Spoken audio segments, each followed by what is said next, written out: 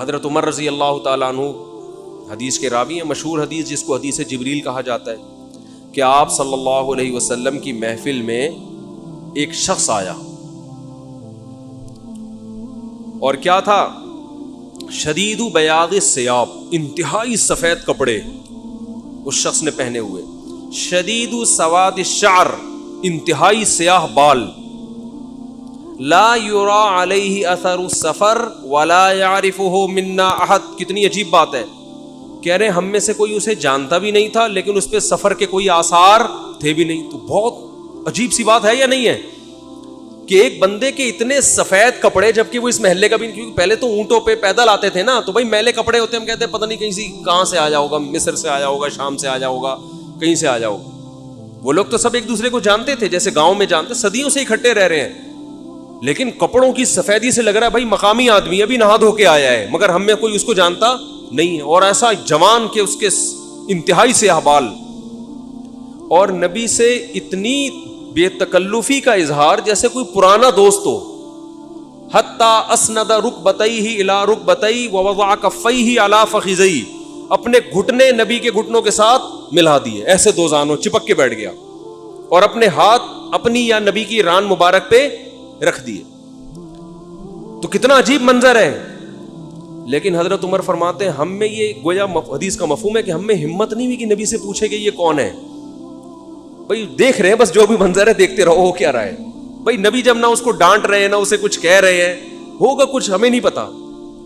اور پھر آگے کیا فرماتے ہیں کہ نبی سے سوال پوچھا، یا محمد اخبرنی عن الاسلام، آپ مجھے بتاؤ اسلام کیا ہے. تو آپ صلی اللہ علیہ وسلم نے بتانا شروع کیا، الاسلام ان تشہد ان لا الہ الا اللہ وان محمد رسول اللہ. سب صحابہ بیٹھے ہوئے ہیں، سب یہ منظر دیکھ رہے ہیں، مگر کسی کی ہمت نہیں ہے کہ وہ نبی کی مجلس میں پوچھ لیں. چپ کر کے دیکھتے رہو کیا ہو رہا ہے. ہم ہوتے 20 دفعہ ہم درمیان میں پہلے اس کو گریبان سے پکڑ کے باہر نکالتے ہیں، تو ہے کون، کس سے پوچھ کے آیا ہے، اور تو پہلے بتا، تو تیرے کپڑوں پہ نہ کوئی اثر ہے، جن تو نہیں ہے کہیں. بھائی دیکھ رہے ہیں کہ جب نبی کچھ نہیں کہہ رہے تو سب سے زیادہ اعتراض کس کو ہونا چاہیے تھا؟ نبی کو. تو نبی ہم سے زیادہ جانتے ہیں، تو جب وہ خاموش ہے تو ہم بھی کیا کریں؟ چپ کر کے بیٹھے رہے، آرام سے خاموشی سے بیٹھے رہے. اور پھر کتنا عجیب منظر کہ گھٹنے نبی کے گھٹنوں مبارک کے ساتھ ملا کے پوچھ رہے ہیں کہ اخبرنی عن الاسلام، آپ بتاؤ مجھے اسلام کیا ہے. تو آپ نے فرمایا اسلام یہ ہے کہ گواہی دو کہ اللہ کے سوا کوئی عبادت کے لائق نہیں اور محمد صلی اللہ علیہ وسلم اللہ کے بندے اور رسول ہیں. وَتُقِيمَ الصَّلَاةَ وَتُؤْتِيَ الزَّكَاةَ وَتَصُومَ رَمَضَانَ وَتَحُجَّ الْبَيْتَ إِنِ اسْتَطَعْتَ إِلَيْهِ سَبِيلًا. رمضان زکوٰۃ دو، رمضان کے روز نماز قائم کرو، زکوٰۃ دو، رمضان کے روزے، اور استطاعت ہے تو حج کرو. فرماتے ہیں اس نے کہا صدقتا، اے محمد آپ نے سچ کہا. حضرت عمر کہتے ہیں ہمیں اور عجیب، فعجبنا یسألہ ویصدقہ. بھائی سوال بھی پوچھ رہا ہے اور خود ہی کہہ رہا ہے سچ کہا. تو یہ تو امتحان لینے کے لیے آیا ہے، اور امتحان کس کا ہو رہا ہے؟ معاذ اللہ پیغمبر صلی اللہ علیہ وسلم کا. بھائی جو سوال پوچھتا ہے وہ یہ تو نہیں کہتا کہ آپ نے جواب بالکل صحیح دیا ہے، اس کا مطلب آپ کو تو پہلے سے پتا تو پوچھ کیوں رہے ہیں ہم سے. لیکن کسی صحابی میں یہ ہمت نہیں ہو رہی کہ نبی کے محفل میں سوال پوچھیں کہ یا رسول اللہ جب یہ پوچھا کیوں اس نے، یہ تو معاذ اللہ آپ کا امتحان لینے آیا گویا. پھر اس نے پوچھا، جبریل، وہ بعد میں پتا چلا وہ فرشتے جبریل علیہ السلام تھے. پھر پوچھا کہ مل ایمان کیا ہے، مل ایمان. تو انہوں نے آپ صلی اللہ علیہ وسلم نے فرمایا ایمان یہ اللہ پر، اس کی کتابوں پر، اس کے رسولوں پر، اس کے فرشتوں پر، آخرت کے دن پر، تقدیر پر ایمان لایا جائے. صدقتا، سچ کہا. پھر انہوں نے پوچھا کہ احسان کیا ہے. پھر آپ نے فرمایا ان تعبد اللہ کأنک تراہ فإن لم تکن تراہ فإنہ یراک. اللہ کی ایسے عبادت کرو جیسے تم دیکھ رہے ہو، کیونکہ وہ تو تمہیں دیکھ رہا ہے. صدقتا، اس نے کہا بالکل سچ کہا. کہا متی الساعہ، قیامت کب آئے گی؟ تو آپ صلی اللہ علیہ وسلم نے یہ نہیں فرمایا لا ادری، مجھے نہیں پتا، کیونکہ آپ کو معلوم تھا کہ جیسے مجھے نہیں پتا سامنے والے کو بھی نہیں پتا. سمجھ رہے ہو؟ یہ کسی کو بھی نہیں پتا. تو یہاں آپ نے جواب میں یہ نہیں کہا مجھے معلوم نہیں ہے، بلکہ آپ نے بتا دیا کہ جیسے تمہیں معلوم نہیں ہے، یہاں تم صدقتا نہیں کہہ سکتے، جیسے مجھے معلوم نہیں ہے تمہیں بھی. اس لیے آپ نے فرمایا مل مسئول عنہا بأعلم من السائل. عربی بڑی خاندانی زبان ہے، خدا کی قسم. عربی جو ہے نا بڑی پیاری زبان ہے, کسی کو صحیح آتی ہو تو عربی کی بلاغت کا عربی میں ہی مزہ ہے. مل مسئول عنہا بأعلم من السائل, جس سے پوچھا جا رہا ہے وہ پوچھنے والے سے زیادہ نہیں جانتا. جس سے پوچھا جا رہا ہے وہ پوچھنے والے سے زیادہ نہیں جانتا. قرآن کی بعض آیتیں ایسی وجد والی ہیں نا کہ مزہ آتا ہے ان کو پڑھنے میں. جو موسیٰ علیہ السلام کو اللہ نے کہا تھا نا قلنا لا تخف انک انت الاعلی, اس کا اردو میں ترجمہ نہیں بنتا. موسیٰ علیہ السلام کے سامنے جب جادوگر تھے نا تو جادوگروں نے ہزاروں لاٹھیاں پھینکی, سانپ بن کے حضرت موسیٰ کی طرف دوڑنے لگی. قرآن کہہ رہے فَأَوْجَسَ فِي نَفْسِهِ خِيفَةً مُوسَىٰ, موسیٰ نے دل میں کیا محسوس کیا؟ خوف. دیکھو قرآن کے الفاظ یہ نہیں ہے کہ موسیٰ گھبرانے لگے, کیونکہ اگر گھبرانے لگتے نا دشمن پہ روب ختم ہو جاتا, دشمن کہتا ہار گئے. قرآن دل کی کیفیت بیان کر رہے, موسیٰ نے گویا اپنے ظاہر پہ کنٹرول کیا ہوا تھا. سمجھ رہے, ظاہر پہ کیا کیا ہوا تھا حضرت موسیٰ علیہ السلام نے؟ کنٹرول کے, مجھے بالکل گھبراہٹ نہیں ہے. لیکن قرآن دل کی کیفیت بیان کر رہا ہے, دل میں کیا تھا؟ خوف. یہ بلاغت ہے. فَأَوْجَسَ فِي نَفْسِهِ خَافَ موسیٰ نہیں ہے موسیٰ خوف زدہ ہو گئے. اس لیے کہ ہم کہتے ہیں نا فلاں خوف زدہ ہو گیا, تو اس سے یہ متبادر ہوتا ہے کہ یعنی دیکھنے میں ایسا لگ رہا تھا کیا ہو گیا, اس خوف کے آثار دل سے کہاں آئے؟ جسم پہ. حضرت موسیٰ نے اپنے اوپر کنٹرول کیا کہ یہ اتنا بڑا مقابلہ ہو رہا ہے اسلام اور کفر کا, ایمان اور کفر کا, کہ اگر میں گھبرانے لگا نا ان کے سامنے تو یہ ان سے ان کا مورال کیا ہو جائے گا؟ بلند. تو قرآن کہہ رہا ہے اوپر سے تو بڑے کانفیڈنس کے ساتھ, لیکن دل کی کیفیت کون جانتا ہے؟ اللہ. فَأَوْجَسَ فِي نَفْسِهِ, قرآن کہہ رہا ہے دل کے اندر موسیٰ کو خوف محسوس ہوا. قلنا, ہم نے کہا, ہم نے کیا کہا؟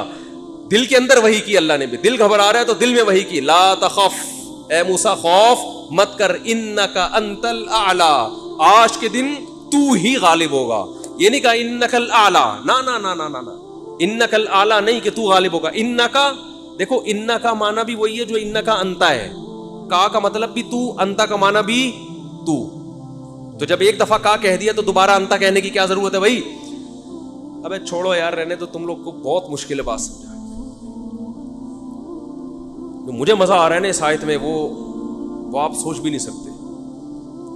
قرآن یہ نہیں کہہ رہا انک الاعلی کہ تو کیا ہو جائے گا, تو ہی برتر ہوگا, تو ہی غالب ہوگا. انکا انتا, یہ تاکید کے لیے, اے موسیٰ تو, صرف تو, ٹھیک ہے نا, اکیلا. الاعلی, اور اعلی بھی نہیں ہے. اصولی طور پر خبر پر الف لام داخل نہیں ہوتا. گرامر کے لحاظ سے اصولی طور پر انکا انتا اعلی ہونا چاہیے, یا انکا, سوری انتا نہیں, انکا اعلی.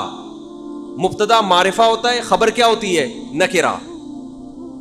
سمجھتے نہیں ہو بات کو, جب پڑھو گے نہیں رات کو تو سمجھو گے نہیں بات کو. انکا اعلی ہونا چاہیے, اے موسیٰ تو غالب آ جائے گا, یہ مطلب ہوگا سیدھا سیدھا ترجمہ اس. اللہ نے اعلی پہ الف لام لگا دیا. الف لام جب لگتا ہے نا کسی, تو وہ کسی اسپیسیفک چیز کو کہتے ہیں. جیسے کتاب کا مطلب کوئی بھی کتاب, الکتاب کا مطلب کوئی اسپیسیفک, کوئی خاص کتاب. آپ جب کہتے ہیں بندہ آیا ہے, بچے گھر میں آ کے بتا رہے ہوتے ہیں پنجاب میں بندہ آیا ہے, کراچی میں کہتے ہیں آدمی آیا ہے کوئی. یہ بندہ کا لفظ پنجاب سے امپورٹ ہوا ہے. کراچی میں لوگ کہتے تھے کوئی انسان آیا ہے, کوئی آدمی آیا ہے, تو پنجاب میں کیا کہتے ہیں اس کو؟ بندہ آیا ہے. اچھا شگون کے انسان کا بچہ بن جائے, وہ بندہ بن جائے, ٹھیک ہے نا. تو ہم جب کہتے ہیں کوئی بندہ آیا ہے, یہ ایک بندہ آیا ہے, تو وہ ان نون ہوتا ہے. ابو کو بتا رہے ہوتے ہیں ابو ایک انکل آئے ہیں, اس کا مطلب کیا ہوتا ہے؟ کوئی ہے. لیکن اگر ایسا بندہ آیا ہو جس کا آپ کو پتا ہو, یعنی پہلے آ چکا ہو اور آپ اس کے انتظار کر رہے ہو, وہ اسپیسیفک وہ بندہ آ چکا ہو, تو عربی میں کہیں گے البندہ. بندہ عربی کا لفظ نہیں, لیکن میں سمجھانے کے لیے. جاء رجل یو سڑے راغلے, یو سڑے کہیں گے نا, یو آ سڑے راغلے, موقع دے کے بھاگ لے. ایک بندہ آیا ہے. جاء الرجل, تو اس کا مطلب وہ ایک مخصوص بندہ ہے جس کا پہلے سے آپ کی کھوپڑی میں تصور ہے. تو قرآن کہہ رہا ہے انکا انت الاعلی. الاعلی کا مطلب کہ جب مقابلہ ہو رہا ہے نا تو جو شخص برتر آنے والا ہے لوگوں کے ذہن میں گویا کہ اس کا ایک تصور ہے کہ ایک نہ ایک جیتے گا, تو وہ جو جیتنے والا مخصوص شخص ہے آپ کے علاوہ کوئی بھی نہیں ہے وہ, اور صرف آپ ہی ہو. الاعلی کون ہے آج؟ الاعلی, اعلی نہیں بلکہ الاعلی کون ہے؟ پورا ترجمہ ہو نہیں سکتا اس کا. وہ کون ہے؟ اے موسیٰ صرف اور صرف تو ہی ہے. تو لا تخف, تجھے خوف زدہ ہونے کی ضرورت نہیں ہے. تو کیا بات کر رہا تھا میں, یہ آیت کہاں سے آ گئی؟ ہاں, تو یہی نبی صلی اللہ علیہ وسلم نے جو فرمایا نا مل مسئول عنہا بأعلم من السائل, یہ بھی کیا ہے؟ بلاغت ہے. جس سے پوچھا جا رہا ہے وہ مسئول سائل سے زیادہ نہیں جانتا. تو پھر حضرت جبریل نے, وہ جو انسان تھے وہ جبریل تھے, انسان کی شکل میں آئے تھے, انہوں نے پوچھا کہ علامات بتائیں, تو آپ نے فرمایا انت لد الامۃ ربتہا. اس حدیث پہ جو ادب والی بات ہے وہ میں بھی گچی پکڑ کے رکھنا بھول نہ جاؤں, لیکن اس حدیث میں بات آ گئی ہے. تو ایک دلچسپ بات کیا ہے, آپ نے قیامت کی پہلی علامت بتائی کہ باندی اپنے آقا کو جنے گی. یعنی لونڈی اور غلام سے جو بچہ پیدا ہوگا وہ ماں کا بیٹا کم اور ماں کا باپ بولو زیادہ, ماں کا مولا اور ماں کا آقا زیادہ ہوگا. غلام کی مثال نہیں دی کیونکہ غلام مرد ہوتا ہے نا, اس پہ تصرف تھوڑا سا پھر بھی کم ہوتا ہے, یعنی وہ آپ کی ملکیت میں ہوتا ہے لیکن اس پہ کنٹرول کم ہوتا ہے کیونکہ آدمی ہے. جب عورت آپ کی ملکیت میں ہوتی ہے لونڈی, اس پہ وہ تو کمزور ہے نا, اس پہ کیا ہوتا ہے آپ کا تصرف زیادہ. تو جو مکمل غلام اور باندی تھی وہ جب جنے گی جس نسل کو, تو ہونا تو یہ چاہیے تھا کہ جس نے جنا ہے اس کا مقام اونچا, لیکن جس کو جنے گی نا وہی اس پہ کیا کرے گا. یعنی ماں کا تو ایسا حق ہے نا, ماں کو تو ساری دنیا جانتی ہے نا کہ ماں نے کیسے گود میں پالا, کیسے جنا, اور لوگ ماں کے تانے دیتے ہیں نا. حضرت موسیٰ علیہ الصلاۃ والسلام نے جب حضرت ہارون کی داڑھی پکڑ کے کھینچی ہے نا, جب حضرت موسیٰ علیہ السلام کوہ طور پہ گئے تورات لینے, پیچھے بنی اسرائیل نے بچڑے کی عبادت شروع کر دی. ہارون علیہ السلام کو نگران بنا کے گئے تھے کہ ذرا ان کی حفاظت کرنا, بڑے نالائق لوگ ہیں, دائیں بائیں نہ ہو جائے. تو جب واپس آئے تو دیکھا کہ وہ کیا کر رہے ہیں, بچڑے کی عبادت. تو حضرت موسیٰ کو سب سے پہلے غصہ کس پر آیا؟ حضرت ہارون پر. اپنے بھائی کی داڑھی پکڑ کے کھینچی کہ ما منعک اذ رأیتہم ضلوا, یہ گمراہ ہو رہے تھے, آپ نے روکا کیوں نہیں؟ تو حضرت ہارون نے کیا کہا, باپ کا واسطہ نہیں دیا بلکہ ماں کا. لا یبن اماں, اے میری اماں کے بیٹے, اے میری ماں کے بیٹے, کیونکہ یہ رشتہ فوراً سمجھ میں آتا ہے. ماں کا واسطہ کیونکہ محبت کی علامت ہے نا. ابا جو ہے نا وہ تربیت کے لیے اللہ نے بنائے, وہ محبت زیادہ ابا سے امیدیں نہیں لگایا کریں. ابا کی ایک الگ ویلیو ہے, محبت بہت زیادہ کرتے ہیں ابا, لیکن وہ جتلاتے نہیں ہیں. وہ کہتے ہیں تمیز سے زیادہ لاڈ پیار دکھاؤ گے نا ابا, یہ ہو گیا تمیز سے بیٹھ وہاں جا کے آرام سے, ٹھیک ہے نا, جو بات ہے ادب تمیز. ماؤں کو زیادہ ادب تمیز نہیں, ماؤں کو لاڈ چاہیے ہوتے ہیں. تو اس لیے ابا محبت تو بہت کرتے لیکن وہ آسانی سے سمجھ میں نہیں آتی کیونکہ تعظیم اس پہ غالب ہوتی ہے. اماں کی محبت 2 منٹ میں سمجھ میں آ جاتی ہے. تو جب بھی واسطہ دیا جاتا ہے کس کا؟ اماں کا. تو حضرت ہارون بھی واسطہ کس کا دے رہے ہیں کہ بھائی ایک ہی ماں کے ہم دونوں اولاد ہیں, آپ اتنی سختی تو نہ کریں نا, ماں کا واسطہ دے رہا ہوں آپ کو, یبن اماں, اے میری اماں کے بیٹے. تو ماں جو اتنا قریبی رشتہ ہے, جس کی محبت سب کو سمجھ میں آتی ہے, اس کو غلام بنا لینا تو یہ کھوپڑی میں آنے والی بات نہیں ہے. لیکن حدیث میں کیا آتا ہے, قرب قیامت میں بیٹا کیا ہوگا, ماں پہ حکومت کرے گا, بیٹا ماں پہ حکومت کرے گا. تو ہونا تو یہ چاہیے تھا کہ جو جنے, وہ جس کو آپ جن رہے ہیں وہ کوئی ایک قسم کی لونڈی غلام ہو, ماتحت ہو, لیکن الٹا حساب ہو رہا ہوگا. تو یہ بھی پتہ چل رہا ہے کہ ادب مارکیٹ سے کیا ہونا شروع ہو جائے گا, شارٹ. مطلب حدیث کا یہی ہے کہ چھوٹے جو ہے نا وہ بڑوں کی جگہ ہو جائیں گے اور بڑے, اور یہ خدا کی قسم آج اپنی آنکھوں سے میں دیکھ رہا ہوں, زیادہ تر لبرل لوگوں کے گھروں میں دیکھ رہا ہوں, دیندار گھروں میں کم. باپ اور ماں اپنے بچوں کو اسکولوں میں 15-20 ہزار روپے فیسیں دے کر بدتمیز بنا رہے ہیں باقاعدہ پیسوں کے ذریعے. یعنی اسکولوں میں پڑھا رہے, ماڈرن اسکول ہیں اور بہت ہی ماڈرن قسم کے اسکول جن میں مذہب نہیں ہے. بچہ انگلش بہت اچھی بول لیتا ہے اور ٹھیک ٹھاک فیسیں دے کے کیا کر رہے ہیں, اپنی نافرمانی پیسے دے کے سکھا رہے ہیں. آج بھی میرے پاس ایک کیس آیا, کسی کو نہیں پتا چلے گا کس کی بات ہو رہی ہے. ایک صاحب نے کہا میں نے اپنی بچی کو ایڈمیشن کروایا, میں 20-20 ہزار روپے فیسیں دے رہا ہوں اور وہ چرس پی رہی ہے, وہ پتہ نہیں کتنے لڑکوں سے دوستیاں لگا رہی ہے. تعلیم کو فوکس کرنے کے چکر میں تہذیب کا بیڑا غرق کر دیا. یعنی گویا کہ پیسے دے کے باقاعدہ کیا کیا جا رہا ہے, اپنے بچوں کو خراب کیا جا رہا ہے. تو جنا بھی خود, احسان بھی خود کیا, اور نکلا کیا رزلٹ؟ وہی آپ پہ کیا کر رہا ہے حکومت, وہ آپ کی ایک بات ماننے کے لیے تیار نہیں ہے. تو یہ وہ دور ہے جس سے ہم گزر رہے ہیں. تو اس میں بھی ادب کی تلقین کی گئی ہے. جب کچھ اس طرح کے لوگ آتے ہیں نا میرے پاس کہ باپ بیٹا بیٹھا ہوا ہوتا ہے اور باپ اپنے بیٹے کی شکایتیں کر رہا ہوتا ہے بڑے دھیمے لہجے میں کہ بچے کو غصہ نہ آ جائے, اور بیٹا جواب دے رہا ہوتا ہے بڑی اونچی آواز میں. یہ میں نے بہت دیکھ لیا ہے, بہت دیکھ لیا اپنی زندگی میں. اس سے مجھے فوراً وہ حدیث یاد آتی ہے کہ اس کو باپ ہونا چاہیے اور اس کو بیٹا. باپ کو یہ ڈر لگتا ہے کہ یار اب میری اولاد ہے, یار میں کوئی اونچی آواز سے وہ ایک دم میٹر نہ گھوم جائے. دیکھو یہ اولاد کے نالائق ہونے کی علامت ہے کہ آپ نے اپنے باپ کو یہ اتھارٹی نہیں دی ہے کہ وہ آپ کو ڈانٹ سکے. اگر آپ کا باپ آپ کو ڈانٹتے ہوئے گھبراتا ہے نا, خدا کی قسم یہ باپ کے خراب ہونے کی دلیل نہیں ہے, یہ اولاد کے خراب ہونے کی دلیل ہے. یہ اولاد کے خراب, وہ ڈر لگتا ہے اس کو کہ یار کچھ بول دوں تو ایسا نہ ہو ناراض ہو جائے. میں نہیں کہہ رہا اولاد پہ بیجا سختیاں کریں یا خام خامے ڈانٹ ڈپٹ کرتے رہیں, اس سے تو ڈپریشن کے مریض بنتے ہیں. ماں باپ ظلم بھی کرتے ہیں. اس پہ میں انشاءاللہ بیان کروں گا کہ میرا ارادہ ہے, میں نے جو سینٹ میں بل پیش ہوا نا کہ ماں باپ کو اولاد پہ ہاتھ اٹھانے کی اجازت نہیں, شوہر کو بیوی کو ڈانٹنے کی اجازت نہیں, یہ بالکل خلاف ہے, لیکن اس کا ناجائز فائدہ بھی اٹھایا جاتا ہے. تو ماں باپ کو بلا وجہ اولاد پہ ہاتھ اٹھانا شرعن جائز. آج ایک صاحب بحث کرنے لگے کہ مجھے اجازت دی ہے شریعت نے کہ میں اپنے بچے کو تھپڑ مار سکتا ہوں. میں نے کہا آپ کو اجازت شریعت نے نہیں دی ہے کہ بلا وجہ آپ اپنے بچے پہ ہاتھ اٹھائیں, اور خاص طور پہ نابالغ پہ. نابالغ کے حقوق اسلام میں بہت زیادہ ہیں. ماں کو اجازت نہیں اپنا غصہ آپ کسی اور پر ہے نکال کس پہ رہی ہے.